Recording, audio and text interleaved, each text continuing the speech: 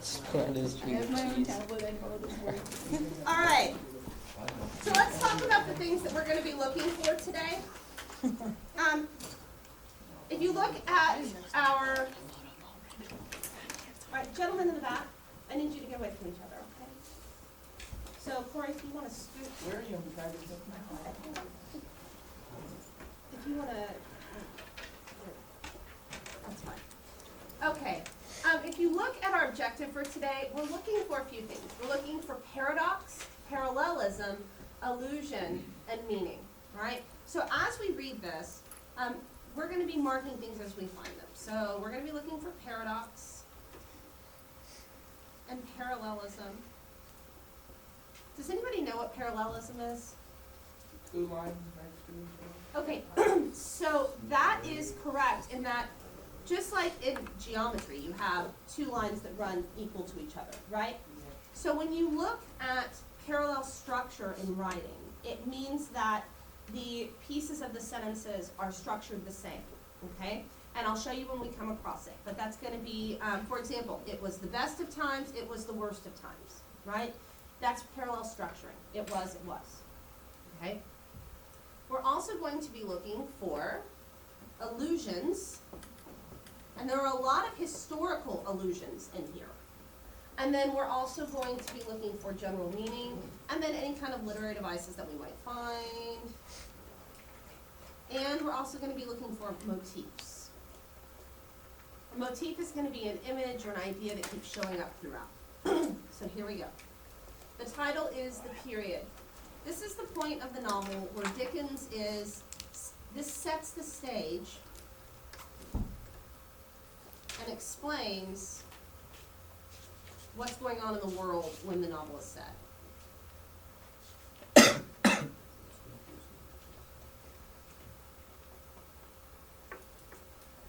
All right. So here we go. It was the best of times, it was the worst of times. It was the age of wisdom, it was the age of foolishness, it was the epoch of belief, it was the epoch of incredulity, it was the season of light, it was the season of darkness, it was the spring of hope, it was the winter of despair. We had everything before us, we had nothing before us. We were all going direct to heaven, we were all going direct the other way. In short, the period was so far like the present period that some of its noisiest authorities insisted on its being received for good or for evil in the superlative degree of comparison only. Okay, so let's talk about what's going on here, all right? Best of times and worst of times. Okay, so we have these opposites that are all set up, right? What is this an example of? We have these two opposites, best and worst, but they're both true. What is, well, we've got parallel structure, right? And paradox. Okay, so we have both parallel structure and paradox happening throughout this entire sentence. This is one sentence. Okay, ultimately, down here, what he's doing is he says, in short, the period was so far like the present period. So we're going to make a little demarcation here. The period he's talking about is what period? It's the French Revolution. And then what's the present period? The Industrial Revolution.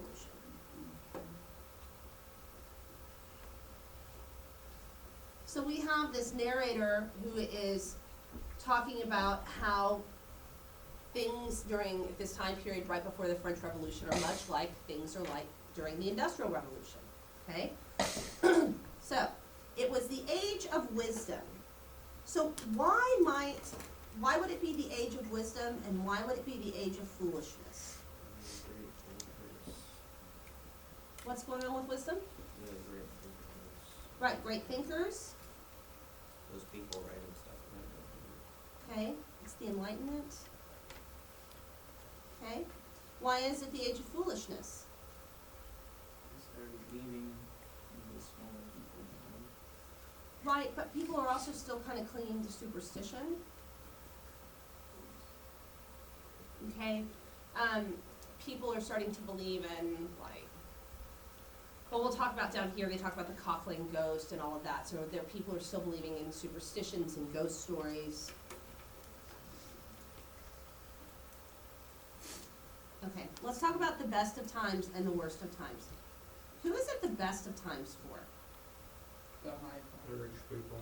Right, so first and second estate, that's gonna be clergy and nobility.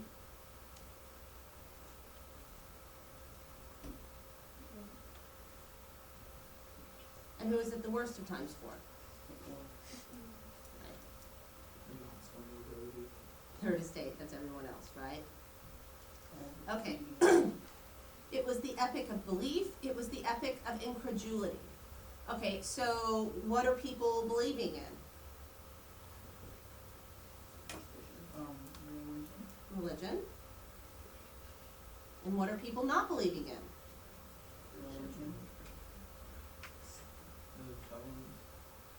And the government, good. Okay. It was the season of light. It was the season of darkness. Now, I do want to point out, what do you notice about light and darkness? They're both capitalized, right? So that seems strange, right, that we're capitalizing light and dark here. And I'm going to tell you that light and dark are motifs. Okay, so we still have darkness, right, cruelty, inequity, and then we have light, right, the enlightenment that's happening. It was the spring of hope, it was the winter of despair. Okay, so what are we hoping for? Change, right, forward movement, improvement. Why is it the winter of despair? It's literally a winter of despair. What happens to their crops? They all died because Crops are destroyed. I just realized that's really hard to read. Okay. Yeah. I'm gonna move this out. And I apologize for my poor handwriting. All right. We had everything before us. We had nothing before us. We were all going direct to heaven. We were all going direct the other way. What does that mean? Hell. Okay, that's a euphemism for hell. Do we all know what a euphemism is? Yes. A better way of putting A that. nicer way of putting bad things, right? They didn't die, they crossed over, they kicked the bucket, they bought the farm, passed on. All right. In short, the period was so far like the present period that some of the noisiest authorities insisted on its being received for good or for evil in the superlative degree of comparison only. Okay, what does superlative mean?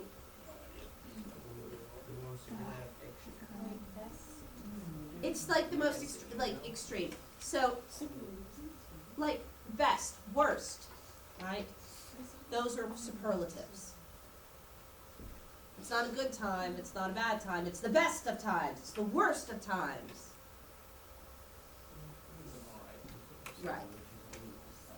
Okay, so let's keep moving. There were a king with a large jaw and a queen with a plain face on the throne of England. There were a king with a large jaw and a queen with a fair face on the throne of France. In both countries, it was clearer than crystal to the lords of the state, preserves of loaves and fishes, that things in general were settled forever. So, who is King of England? George. And who is his queen? Charlotte Sophia. No. Okay. Yeah. King with a large jaw, who's that? In France, yes, this is Louis. And who's the queen with the fair face?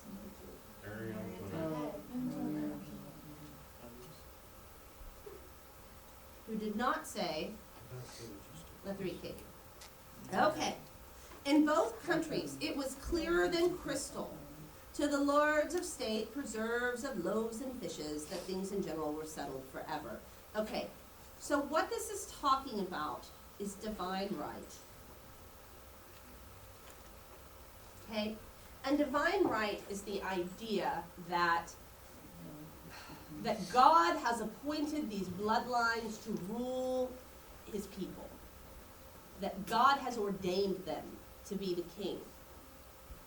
Right? And if God has ordained it, then you have the belief that this is going to last forever. So they think, divine right, so we're talking about,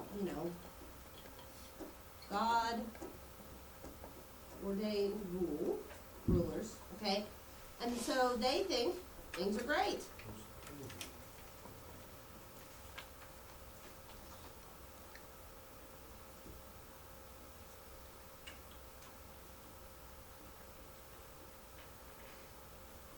And will remain the same. What do you notice about the way these sentences are set up? There were a king with a large jaw and a queen with a plain face on the throne of England. There were a king with a large jaw and a queen with a fair face on the throne of France. That's an example of what? Good.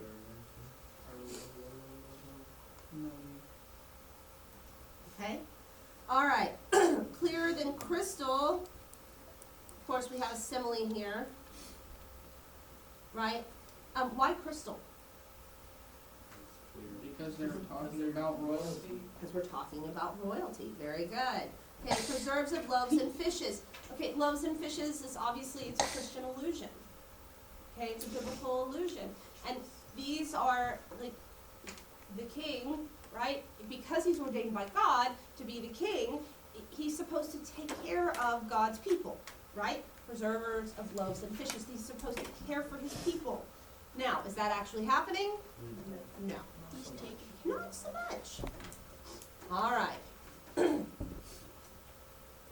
It was the year of our Lord, 1775, and you need to know that date.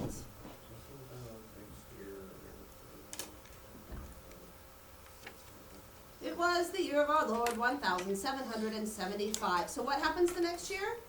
America. 1776. America happens next year.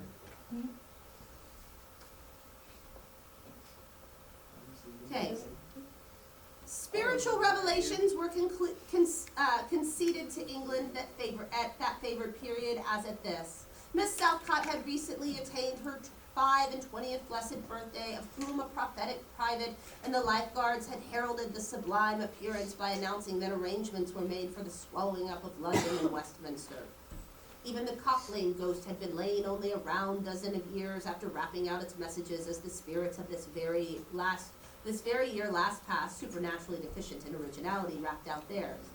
Mere messages in the earthly order of events had lately come to the English crown and people from a Congress of British subjects in America, which, strange to relate, have proved more important to the human race than any communications yet received through that of any chickens of the Cock Lane brood. Okay. What I need you to take from it is this. During this time period, people are all caught up, the media at the time and people at the time are caught up in all of these supernatural happenings that are supposed to be happening, right? That there's a woman who's getting these prophetic visions that London's going to be swallowed up by a wave, that the world's going to end. There's supposedly a chicken who sends messages from the dead through tapping out coded messages, right? And so that's what, kind of, but that's what everyone is paying attention to in England. Everyone is wrapped up in the, what's the word I'm looking for, guys? It's sass. Not scandalous, it's what? Crap. No, they made it, They made it a TV show? no, I'm trying to think. It's, Stupid. no, stop for a second. Okay, anyway, everyone is caught up in, it's kind of made bigger than it is. And I can't think of the word right now, and it's gonna bother me for the rest of the day. Anyway, everyone is caught up.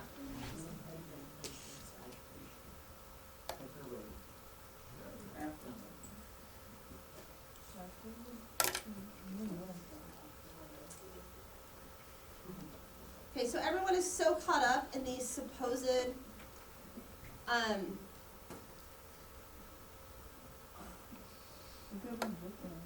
supernatural events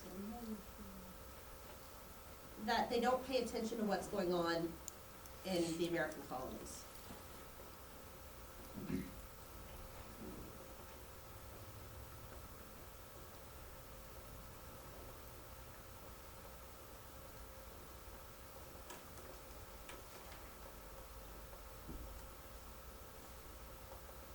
Okay, so everyone is so caught up in these supposed supernatural events that they're not paying attention to what's happening in America during this time period. And then you have this right here, where our narrator, he's kind of cracking a joke, he's kind of making fun of them, he's being sarcastic.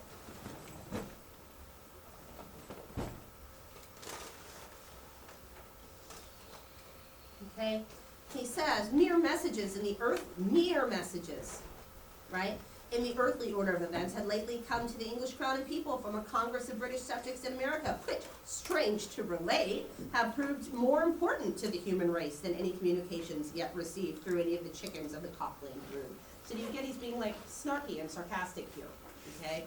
But people are so caught up in these, you know, these exploits of these supposed supernatural events that they don't pay attention to what's really important in the world around them.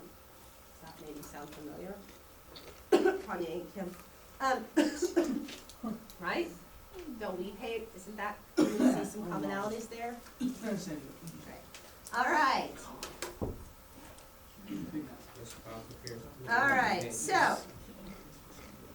I almost had the word. It's not scandalized, it's not super something. No, it's where you make something like bigger than it is, you make it a thing, it's, Oh, now it's, now and it'll come to you later. not superficial. No. All right, let's keep moving. Ready?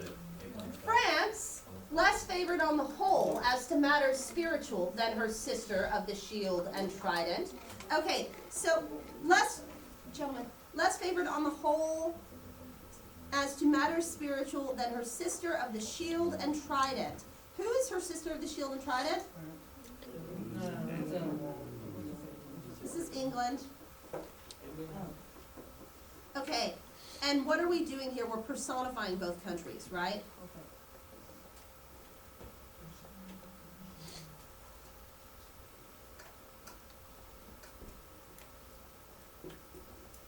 All right, France, less favored on the whole, as to matters spiritual than her sister of the shield and trident, rolled with exceeding smoothness downhill, making paper money and spending it. Under the guidance of her Christian pastors, she entertained herself besides with such humane achievements as sentencing a youth to have his hands cut off, his tongue torn out with pincers, and his body burned alive because he had not kneeled down in the rain to do honor to a dirty procession of monks which had passed within his view at a distance of some 50 or 60 yards. It is likely, okay, let's stop for a second. What's his tone here? That's not a Christian, so. Right, so what's his tone here? What's our narrator's tone? Yeah, narrator is being sarcastic again. Sounds like he's pretty angry. Sarcasm Somebody's wondering. and anger. Okay, so he's being sarcastic, he's angry, right? Let's talk about what this means. Making paper money and spending it. What's the problem with that? Inflation. Right, there's inflation. The money isn't backed by anything. Right. So we have this idea here that, you know, France is in serious financial trouble. All right? So France is in serious financial trouble, and under the guidance of her Christian pastors, who are the Christian pastors they're talking about? It's the Catholic Church. It's the official church of France, right? She entertained herself, France entertained herself besides with such humane achievements as sentencing a youth to have his hands cut off, his tongue torn out with pincers, and his body burned alive because he had not kneeled down in the rain to do honor to a dirty procession of monks which passed within his view at a distance of some 50 or 60 yards. First of all, the word humane here is obviously sarcastic. It is not humane to rip out a boy's tongue and cut off his hands and burn him alive. Under any circumstances, that is not humane. So when he says humane achievements, Well, what if he took my Hot Wheels car? no. It is obviously sarcastic. Yeah. Also, this actually happened. This is an allusion to an actual event that was recorded, that a young man had not kneeled down and, paid homage to monks that were passing quite a distance away. Now, when you do some research into it, there's probably more to the story. I think there's kind of a scandalous supposed love affair that was going on in the background. He'd upset someone in power, and this was a good excuse to torture and murder him, right? But even if that's the case, in and of itself, that shows the abuses, right, that the people in power took over the poor.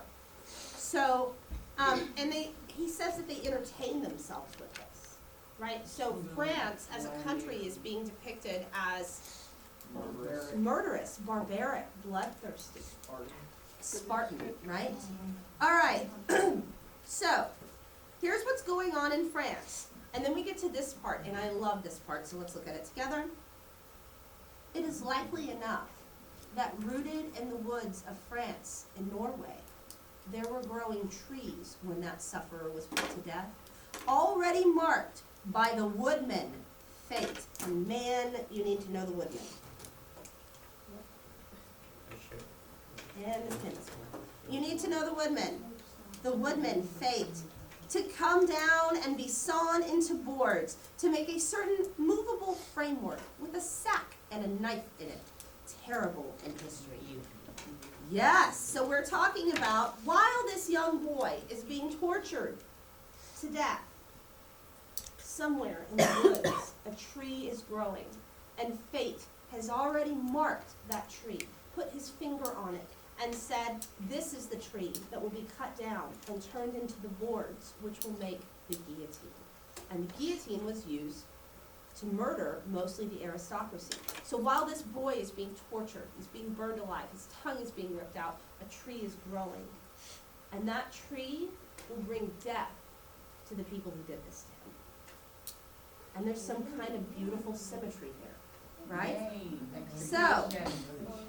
So the sack and the knife in it, this is the guillotine.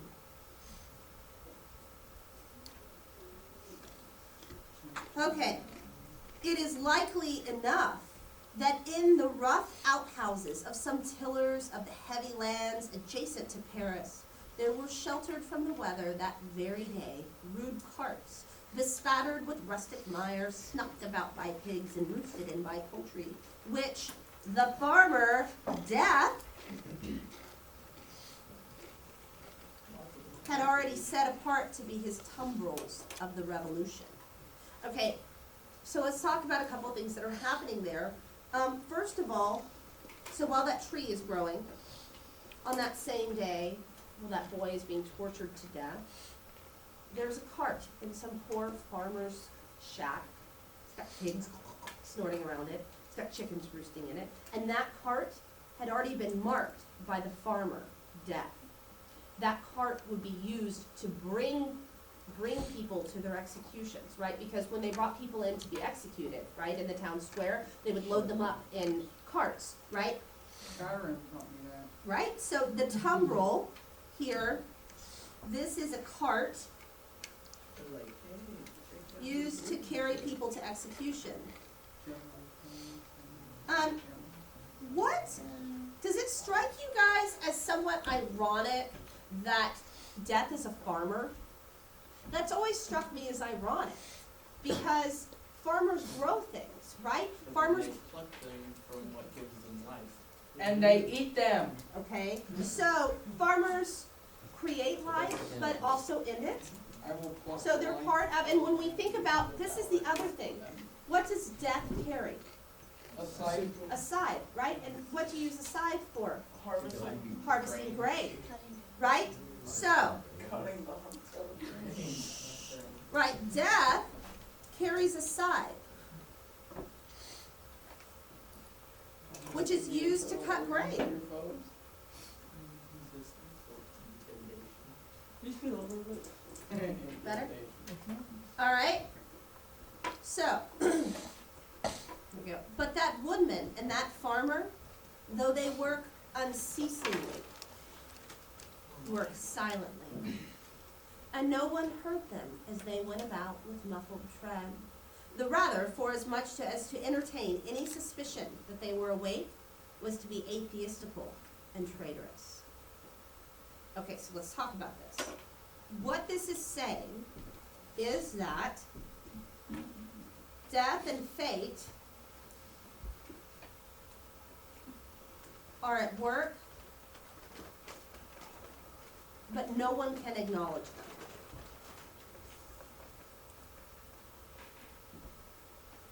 Because we know that death and fate are coming together to bring what? What are they going to bring?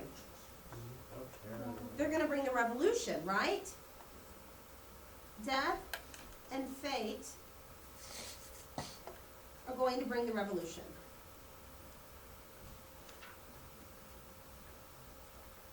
But you can't talk about them because to even think about revolution is atheistical and traitorous. To even, it's what? Against God and your government. Right. Because you are Yeah, basically hopefully, rejecting sure. what God gives.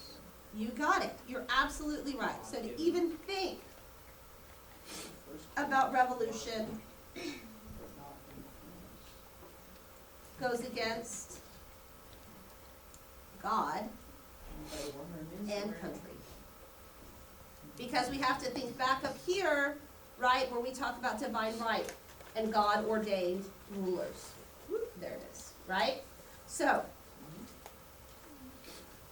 in England, okay, so this is France. So France is About to die. bloodthirsty, explosive,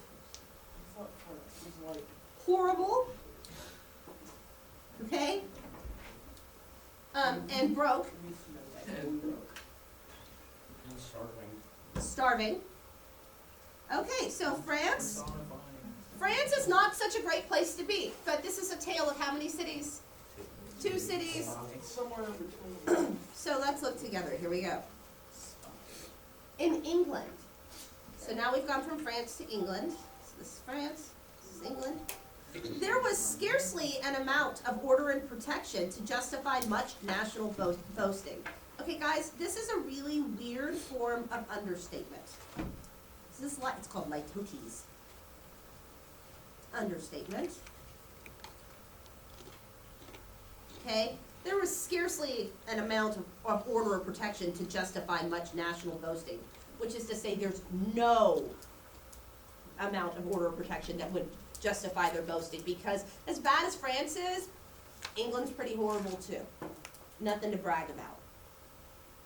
Daring burglaries by armed men and highway robberies took place in the capital itself every night. Families were publicly cautioned not to go out of town without removing their furniture to upholsterers' warehouses for security. The highwayman in the dark was a city tradesman in the light, and being recognized and challenged by his whom he had stepped in his character of the captain, gallantly shot him through the head and rode away. Okay, let's talk about what all that's saying. So, what's happening in England right now? England is full of what? Bad Robbers, people. thieves, and highwaymen. Okay, England is full of crime. Okay, so let's look at what's happening here. We have the highwayman. So, what's a highwayman, Corey? Someone who goes and robs people on the road. Right, this is someone who robs people on the road. So, the highwayman in the dark was a city tradesman in the light. So, what is that telling us about these criminals? They're everyday people. But whenever, Okay, so it's everyday people. And guys, do you remember back from titles? Was there a title that had to do with tradesmen? The honest. Honest tradesman, right? The honest tradesman, I think, was All right. So we have this honest tradesman by day, highwayman by night, who goes out when he's a highwayman. He calls himself the captain, and so he goes to rob someone on the highway, and they're like, "Hey, I know you." And so and I love this. He goes, What you think? he gallantly shoots him through the head and walks away. Gallantly. Gallantly. That means chivalrously, nobly, right? Elegantly. For your More mercy. sarcasm. More sarcasm! Yay! This guy's Such almost as sarcasm. This guy's almost Almost as as sarcastic. sarcastic. Shut up. This guy's almost as sarcastic as half of my friends. There you go. Okay, so here we go. The mall. Okay, and guys, the mall doesn't mean like the shopping mall. It's like an open area, right? The mall was waylaid by 7 robbers, and the guard shot 3 dead, and then got shot dead himself by the other 4 in consequence of the failure of his ammunition, after which the mall was robbed in peace. Oh. All right? Oh, okay. So we have open shootouts, Wow. Oh, after that it's peaceful. right? Peaceful And the vice- guard yeah. dies, and so then they're able to, rob it in peace. That magnificent potentate, the Lord Mayor of London, was made to stand and deliver on his retinue. Prisoners in London gaols, those are jails, fought battles with their turnkeys, and the majesty of the law fired blunderbusses in among them, loaded with rounds of shot and ball. The thieves sniffed, okay, so, Like a shotgun. what? Like a shotgun. Like a shotgun. All right, so what we have, and I wanted to show you something here. And the guard shot 3 dead and then got shot himself, right? So we have this more parallel structure, right? All right, so the mayor of London is robbed. Why do they feel the need to add in the word dead? Like, if you're gonna shoot him, Well, I mean, you could shoot someone and they not die, That's yeah, true. but like, you could just say they are. because it emphasizes it. It emphasizes dead. If you shot them dead, What if one lived though? Oh, Like, you no. shoot. then you wouldn't be shot dead. All right, let's keep going, guys. Prisoners in London gaols, those But are they didn't. jails, fought battles with their turnkeys. What are turnkeys? Yeah, jailers or guards, okay? And the majesty of the law, right, the majesty of the law fired blunderbusses in among them, loaded with rounds of shot and ball. So you have prisoners in a jail who are rioting, and so what the majesty, again, this sarcastic language, right, majesty, sarcasm, majesty of the law fires blunderbusses in among them. So they're kind of like a mix between a cannony shotgun. It's, Right, they you don't load have them- much control on it. Right, and they have a wide, so they're just shooting in, like, firing these in, it's with scatter, it's got shot and ball in it, so, you're just murdering people en masse, or wounding them. Thieves snipped off diamond crosses from the necks of noble lords at court drawing rooms. Musketeers went into St. Giles's to search for contraband goods, and the mob fired on the musketeers, and the musketeers fired on the mob. And nobody thought any of these occurrences much out of the common way. Okay, this right here, the mob fired on the musketeers, and the musketeers fired on the mob. This is a term, and it's called chiasmus. It's spelled like chiasmus, but it's chiasmus. Chiasmus. And it comes from the Greek letter chi, or X, right? And so what it is, like, you guys have heard, ask not what your country can do for you, but what you can do for your country. So it takes it and flips it, right? And the mob fired on the musketeers, and the musketeers fired on the mob, right? So we're flipping it. It's chiasmus. And nobody thought any of these occurrences much out of the common way. So all of this violence is happening, and everyone's like, it's just another day in London, right? Sucks to be me. Okay, in the midst of them, the hangman, ever busy, and ever worse than useless. And again, we've got this like toadies, this understatement, worse than useless. Well, what we're saying here is that Hanging people. he's doesn't- hanging people, and what's worse than a useless hangman? A useful one, right? Because he's killing people. Was in constant requisition. Now stringing up long rows of miscellaneous criminals. What does stringing up mean? Hanging. So, or basically, there's so much crime that however many people he hangs, it's kind of just like useless. It's, No one's- it's no one- Sisyphean, yeah.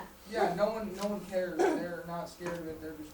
Right, and then we're gonna look at this and you're gonna see that it's indiscriminate, right?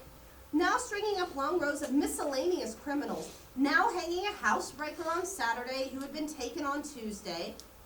So what does that tell us? How fast is the law turning around these death sentences?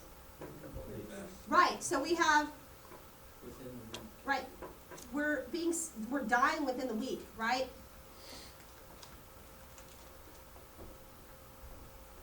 Of being caught. So we don't have an appeal system, right? Saturday to Tuesday, Handle on crime. right? Now burning people in the hand at Newgate by the dozen. Now burning pamphlets at the door of Westminster Hall. Today taking the life of an atrocious murderer, and tomorrow of a wretched pilferer who had robbed a farmer's boy of a sixpence. Which is like chunk change. Yeah, it's like pennies, right? And so what we have here, what Dickens is telling us is that English law is harsh and cruel, right? I mean, sure, okay, maybe you can make the argument that it's okay to hang a murderer, but to hang a boy, right? A wretched pilferer, right? That's a thief who had robbed a farmer's boy of a sixpence. So we're hanging people, like there's no like variation really. It's you rob, You you commit get hanged. crime. You commit crime, they hang you or burn your hand. Whether it's from rape to robbery of a few cents. Right.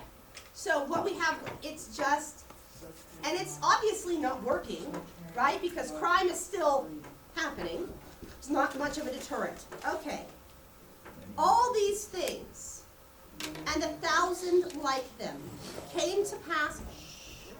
All these things and 1,000 like them came to pass in and close upon the dear old year 1775.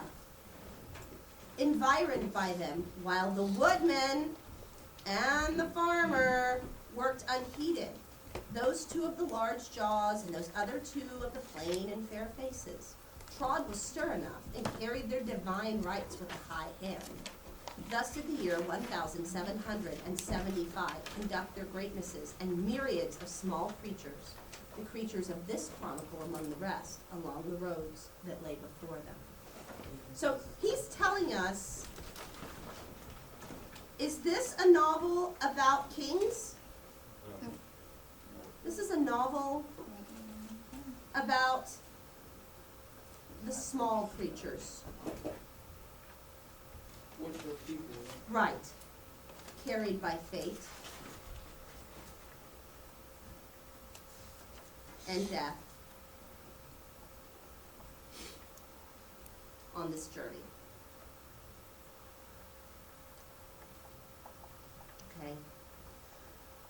And so up here it's basically saying all this stuff is going on and the kings of England and France are like, la la la, life as usual, life's good, let's keep doing this is working, worked for hundreds of years, right? And all the while, Are they as just, they're oblivious to the fact that the woodman and the farmer are working against them, that revolution is in the offing. People have reached their breaking point and we are at the precipice of change. Okay, so let's talk about, I made you some little notes here. Okay, action being described, present time, right, 1859 when the novel was first published, useful resource. This resource might help you. It goes in and actually details a lot of those historical allusions for you, okay? And we're going to talk about dialectical journals, but we're out of here at 9:05, right? We have adult school journals. We only have a minute left. So this is what I want you guys to, what? 30 seconds? Okay, guys, thank you very much for your attention today. Is this useful for you? Yeah. Okay. The first 3 pages of my book. Wow.